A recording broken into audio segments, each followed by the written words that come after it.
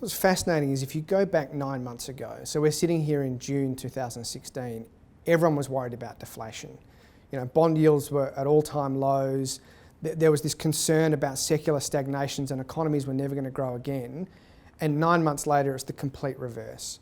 We have animal spirits elevated again. Economic growth is kind of running at optimistic sort of levels for investors, even though it was probably running okay this time last year. And the pricing of assets has changed dramatically between the middle of last year and today. So that to me is a fascinating change in the market over the past 9 months.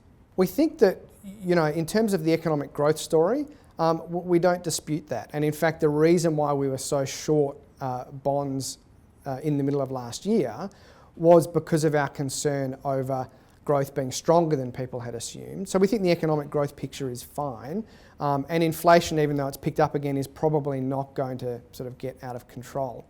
The problem is, after 8 years of bull markets in equities and interest rates that are a bit higher than their 5,000-year lows, it's hard to say that things are cheap.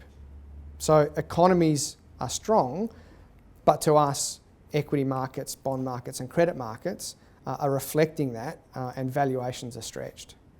We think like late cycle behaviour tends to result in people forgetting risk characteristics of assets. And so what I mean by that is they forget that some businesses are cyclical. They forget that some companies have too much leverage. And so mispricing tends to come through on that front. To us, a couple of areas that probably still stand out as being mispriced include property. So REITs, have benefited from very low interest rates. And even though they've underperformed recently, we still think they're very expensive. US equities are another market we think are probably running on momentum at the moment. The sort of forecast returns we have for US equities over the next 3 years are all of about 2% per annum, which is hardly enough to be compensated for the risk we're taking.